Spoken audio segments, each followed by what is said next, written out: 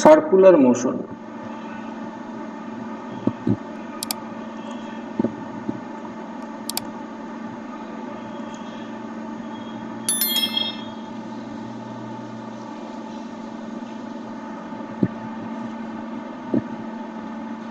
Motion two kind হয়, একটা ছিল ট্রান্সলেশন মোশন,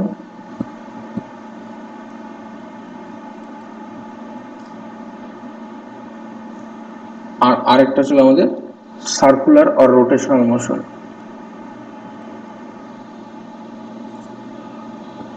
আবার কখনো কখনো এই দুটো মোশন একসাথে দেখা যায়, এটাকে আমরা বলেছি মিক্সড মোশন। যখন আমরা কোনো একটা রোড দিয়ে হেঁটে যাই সেটা ছিল ট্রান্সলেশন মোশন। যখন মনে করো একটা নাগরদোলায় আমরা ঘুরি তখন সেটা সার্কুলার মোশন। আর যখন গাড়ির চাকা যায় তখন একসাথে ট্রান্সলেশন এবং সার্কুলার দুটো মোশনই দেখা যায়, এটাকে আমরা বলি মিক্সড মোশন। ট্রান্সলেশন মোশন আমাদের সাধারণত ওয়ান ডাইমেনশনাল মোশন হয়। এর আগে আমরা দেখছি প্রজেক্টাইল মোশন হচ্ছে টু ডাইমেনশনাল মোশন, আর সার্কুলার মোশন হচ্ছে আমাদের টু ডাইমেনশনাল মোশন। তাহলে সার্কুলার মোশনের ডেফিনিশন আমরা কি দেব তাহলে?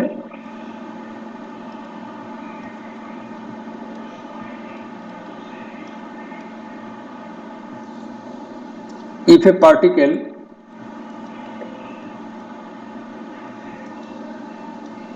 is moving along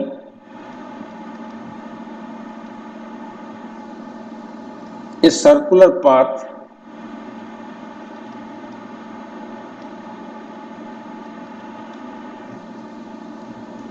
about a point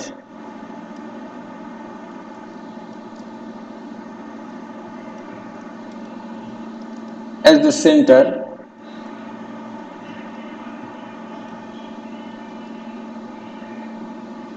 then the motion of that particle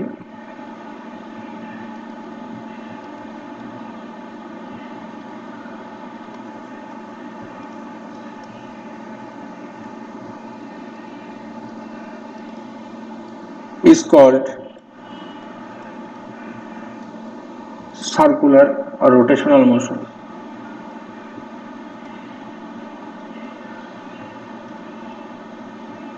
অর্থাৎ একটা পয়েন্টের চারদিকে একটা সার্কুলার পাথে যদি একটা পার্টিকেল মুভ করে বা একটা বডি মুভ করে তাহলে তার মোশনটাকে আমরা বলবো ছিল সার্কুলার মোশন। এবং সেন্টার থেকে পার্টিকেলটার ডিস্টেন্স সবসময় আমাদের সেম থাকবে।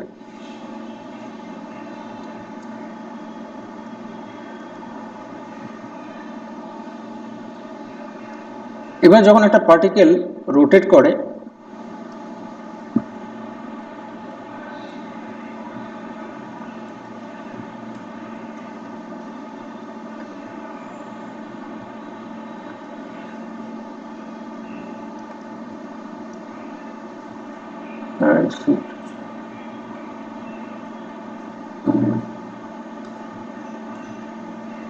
যখন একটা পার্টিকেল রোটেট করে, এই যদি পার্টিকেলটা হয় এটা সেন্টার,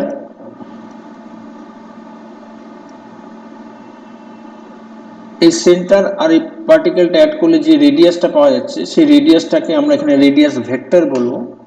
এই রেডিয়াস ভেক্টরের ডিরেকশন সবসময় হবে ছিল আমাদের আউটওয়ার্ড ডিরেকশন ফ্রম সেন্টার। তাহলে এটা হচ্ছে আমাদের রেডিয়াস ভেক্টর, এটার ডিরেকশন সবসময় হচ্ছিল আউটওয়ার্ড ফ্রম সেন্টার।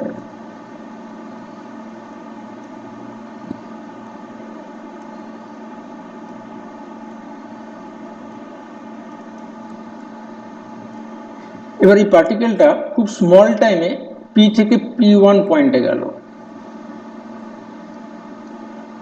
তাহলে টাইমটা ছিল স্মল,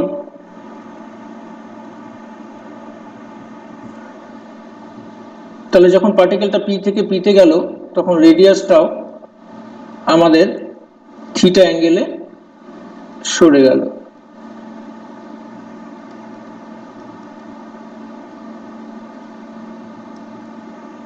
এই যে আমাদের থিটা অ্যাঙ্গেলটা, এটাকে আমরা বলেছিল অ্যাঙ্গুলার ডিসপ্লেসমেন্ট।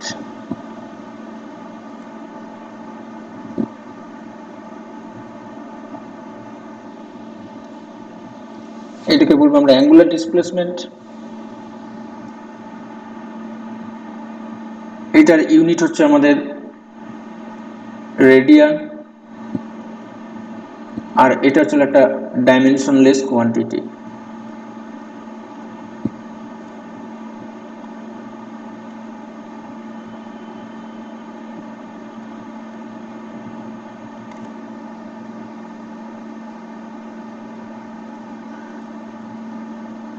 যখন থিটা স্মল তখন থিটাটাকে আমরা ভেক্টর হিসেবে ট্রিট করি। when theta is small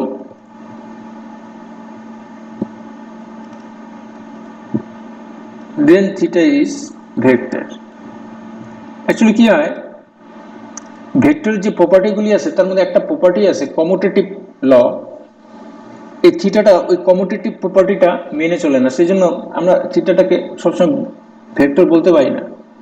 কিন্তু থিটাটা যদি স্মল হয় তাহলে আমরা ভেক্টর কিভাবে বলতে পারি দেখো। মনে করো একটা পার্টিকেল এখান থেকে এখানে আসলো, তাহলে রেডিয়াসটা দেখো এতখানি অ্যাঙ্গেল ঘুরলো, তাহলে এখানে থিটাটা স্মল না। তাহলে সেক্ষেত্রে দেখো এটা যদি থিটা হয় তাহলে এইটা দেখো একটা আর্ক হচ্ছে, এটা ছিল একটা আর্ক।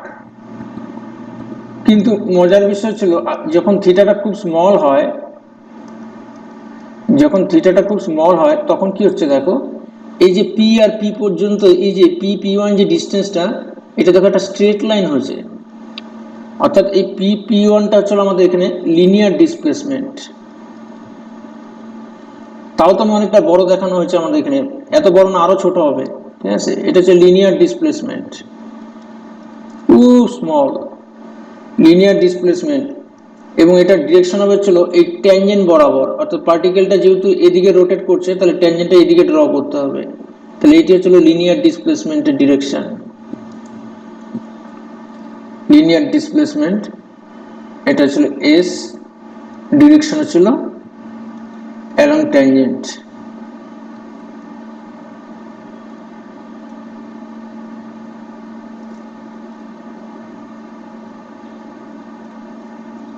তাহলে থিটাটা স্মল হওয়াতে কি হয়েছে, এটা একটা ট্রায়াঙ্গেল তৈরি করছে, অর্থাৎ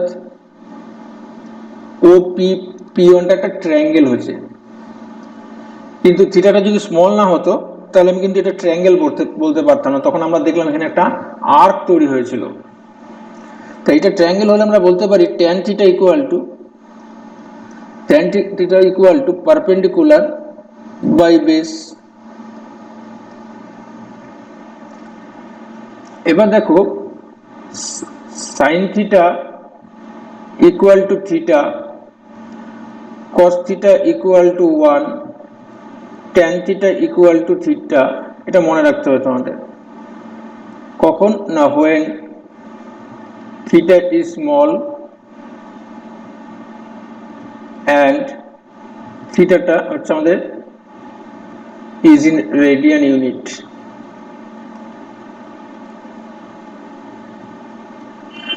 তাহলে এটা আমাদের বিভিন্ন চ্যাপ্টারে লাগবে, ঠিক আছে। এই চ্যাপ্টারই আমাদের আরেক জায়গায় লাগবে, সেই জন্য এটা আমাদের মাথায় ঢুকিয়ে রাখা ভালো যে থিটা স্মল হলে পরে, ঠিক আছে, সাইন থিটা মানে হচ্ছে থিটা, কস থিটা মানে হচ্ছিল 1, আর ট্যান থিটা মানে হচ্ছিল থিটা। স্মল মানে হচ্ছিল আমাদের 4 ডিগ্রি 2 ডিগ্রি এরকম হবে, ঠিক আছে, খুব small.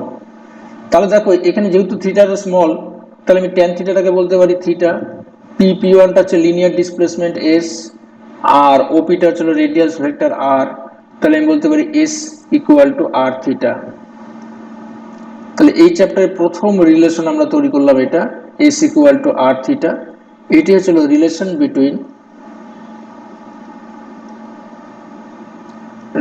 Between angular and linear displacement.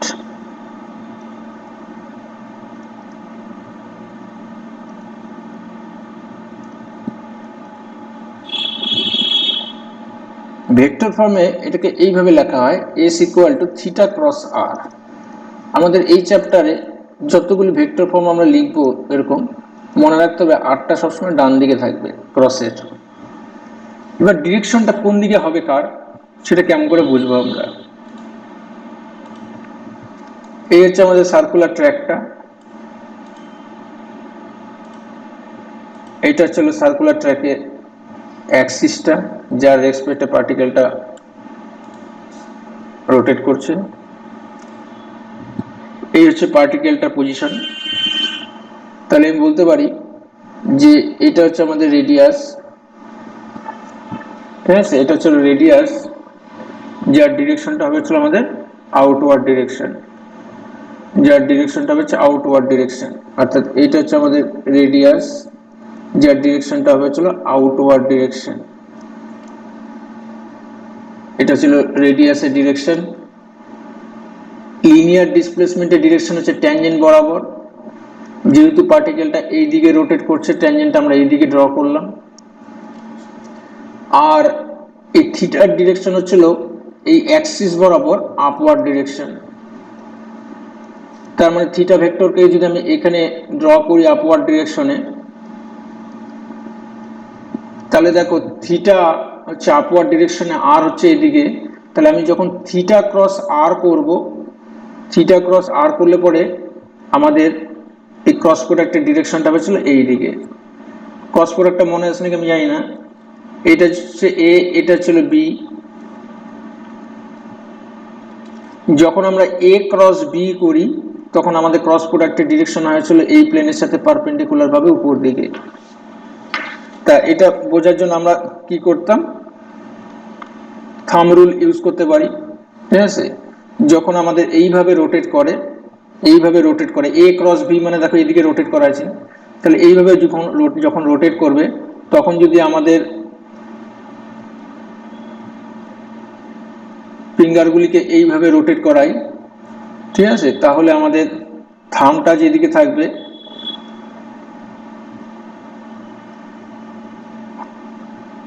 সেদিকে হবে হচ্ছিল আমাদের ক্রস প্রোডাক্টের ডিরেকশনটা।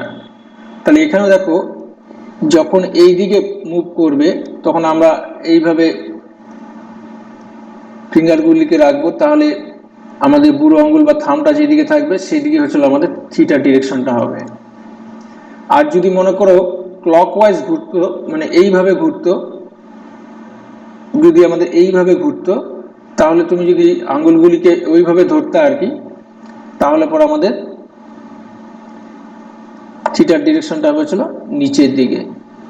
অর্থাৎ মনে রাখবো কিভাবে না, এইটা হচ্ছে লাইক, এটা হচ্ছে লাইক। লাইক কেন বলছি, কারণ আমাদের পিকচারটা এরকম দাঁড়ালো গিয়ে,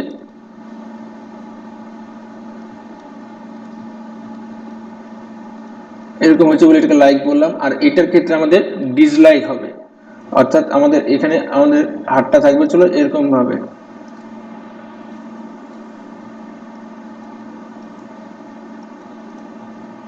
এরকম, অর্থাৎ থিটা ডিরেকশন নিচের দিকে আর আমাদের ফিঙ্গারগুলি এইদিকে টার্ন নিয়েছে, ঠিক আছে, এদিকে টার্ন নিয়েছে। তাহলে এটা ছিল ডিসলাইক। এইভাবে মনে রাখার চেষ্টা করো আমরা।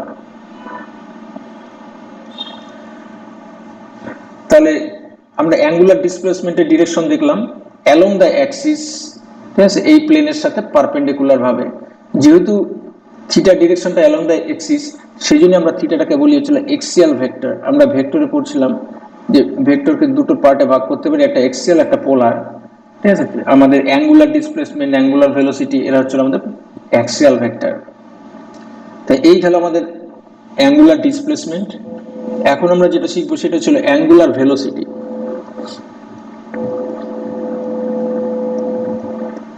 এই অ্যাঙ্গুলার ভেলোসিটিকে আমরা ওমেগা দ্বারা ডিনোট করব।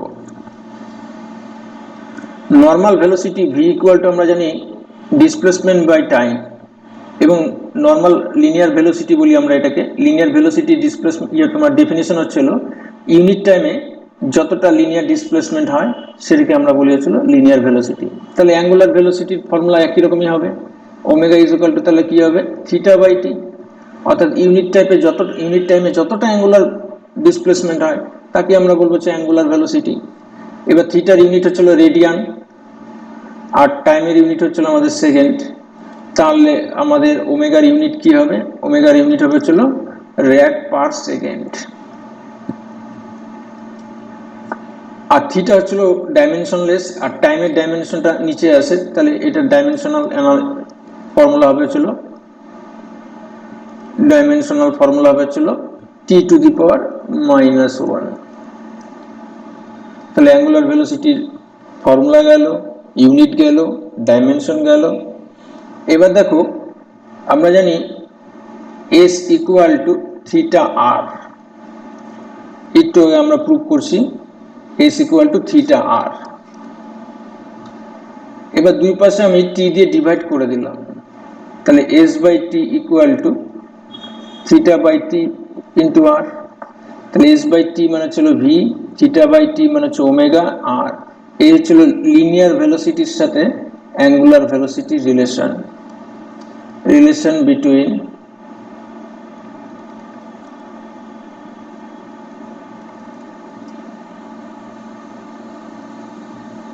linear and angular velocity।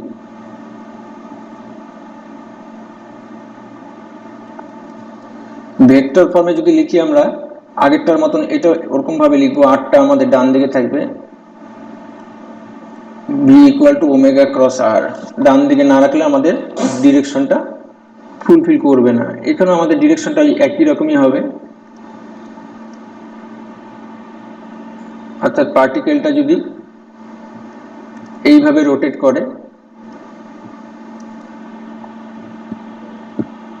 এটা হচ্ছে অ্যাক্সিস, তাহলে আমাদের এই দিকে হচ্ছিল আউটওয়ার্ড ডাইরেকশন, হচ্ছিল রেডিয়াস ভেক্টরের ডাইরেকশন। এই পয়েন্টে আমাদের লিনিয়ার ভেলোসিটি ডিরেকশন হবে হচ্ছিল ট্যানজেন্ট বরাবর, লিনিয়ার ডিসপ্লেসমেন্টের ডিরেকশন যেদিকে লিনিয়ার ভেলোসিটি ডিরেকশন সেই দিকে।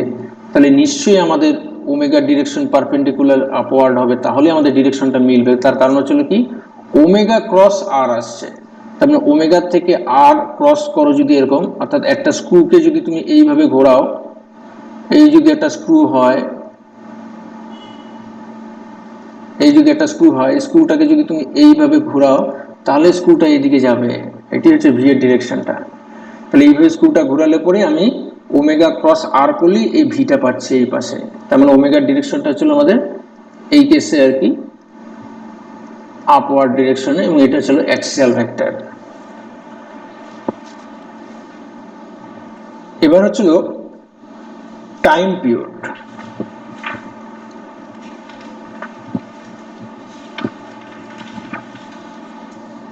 টাইম পিরিয়ড মানে ছিল, এটা ক্যাপিটাল টি দ্বারা ডিনোট করা হয়, একটা ফুল রোটেশনে যে টাইম নেয় তাকে আমরা বলেছিল টাইম পিরিয়ড। একটা ফুল রোটেশন হতে যে টাইম নেয় তাকে আমরা বলেছিল টাইম পিরিয়ড। তো মনে করো একটা পার্টিকেল এখান থেকে স্টার্ট করলো পি পয়েন্ট থেকে, তাহলে পি পয়েন্ট থেকে পার্টিকেলটা পুরো সার্কুলার ট্র্যাকে ঘুরে আবার পি পয়েন্টে আসলো হচ্ছে কত টাইম পর? ক্যাপিটাল টি টাইম পর। এবং এই ক্যাপিটাল টি টাইমে ও টোটাল কতটা অ্যাঙ্গুলার ডিসপ্লেসমেন্ট করছে? সেন্টারে 2 পাই অ্যাঙ্গেল করছে। তা আমরা জানি ওমেগা মানে হচ্ছিল থিটা বাই টি, তার মানে টাইম পিরিয়ড ততটা টাইমে ওর অ্যাঙ্গুলার ডিসপ্লেসমেন্ট হচ্ছে 2 পাই। তাহলে এটি হচ্ছিল ওমেগার সাথে ক্যাপিটাল টি এর রিলেশন। তাহলে omega is equal to 2 pi by T, অর্থাৎ আমরা বলতে পারি angular velocity equal to 2 pi by time period. এবার হচ্ছিল ফ্রিকুয়েন্সি। ফ্রিকুয়েন্সি মানে ছিল number of revolution per second. তা আমরা দেখলাম একটু আগে যে একটা টোটাল রিভলিউশনের জন্য ক্যাপিটাল টি সেকেন্ড লাগে, তাহলে ক্যাপিটাল টি সেকেন্ডে আমাদের রিভলিউশন হয়েছিল একটা, তাহলে 1 সেকেন্ডে আমাদের রিভলিউশন বা রোটেশন হচ্ছিল আমাদের 1 বাই টি। এই 1 সেকেন্ডে যতটা রোটেশন হয় সেটাকে আমরা বলেছিল ফ্রিকুয়েন্সি। তাহলে frequency is equal to 1 by T, এটাই হচ্ছিল টাইম পিরিয়ডের সাথে ফ্রিকুয়েন্সি রিলেশন। এবার একটু আগে আমরা দেখলাম ওমেগা মানে হচ্ছে 2 পাই বাই টি, তাহলে টি ইজ ইকুয়াল টু আমরা বলতে পারি 2 পাই বাই ওমেগা। এটা আমরা এখানে বসাই, তাহলে f ইকুয়াল টু 1/2π/ওমেগা ইকুয়াল টু ছিল ওমেগা/2π, তাহলে ওমেগা ইকুয়াল টু 2πf, এটা ছিল ওমেগার সাথে ফ্রিকোয়েন্সি রিলেশন। আমরা একটু আগে দেখলাম ওমেগার ইউনিট হচ্ছিল রেডিয়ান পার সেকেন্ডে। অনেক সময় নিউমেরিক্যাল করার সময় ওরা দিবে ওমেগার ইউনিট হচ্ছিল আরপিএম। এই আরপিএম কথাটার মানে হচ্ছিল এখানে রোটেশন বা revolution per minute, rotation or revolution per minute, তার মানে 1 মিনিটে কতগুলি রিভলিউশন হয়। তা মনে করো এন আরপিএম, তার মানে 1 মিনিটে এন বার রিভলিউশন হয়েছে, তাহলে 1 মিনিট মানে 60 সেকেন্ড, তাহলে 60 সেকেন্ডে নাম্বার অফ রোটেশন হচ্ছিল এন টাইমস, তাহলে 1 সেকেন্ডে কতবার তাহলে নাম্বার অফ রোটেশন হবে n/60। 1 সেকেন্ডে যতবার রোটেশন হয় তাকে বলি ফ্রিকোয়েন্সি, তাহলে ফ্রিকোয়েন্সি ইকুয়াল টু ছিল n/60। তাহলে আমরা জানি ওমেগা মানে হচ্ছিল 2πf, তাহলে হচ্ছিল 2πf এর জায়গায় n/60 বসালাম, তাহলে হচ্ছিল আমাদের πn/60 রেডিয়ান পার সেকেন্ডে চলে আসলো। অর্থাৎ তোমাকে যদি বলে একটা হুইলের আরপিএম হচ্ছিল 30 আরপিএম, তাহলে হুইলের আরপিএম 30 যদি হয়, তাহলে আমি বলতে পারি হুইলটার ওমেগা হচ্ছিল 30 ইন্টু π/30, এটা 30 হবে, 30 ইন্টু π/30 রেড পার সেকেন্ডে চলে আসলো। তারপরে তুমি নিউমেরিক্যালটা করবা, তাহলে পাই রেডিয়ান পার সেকেন্ড।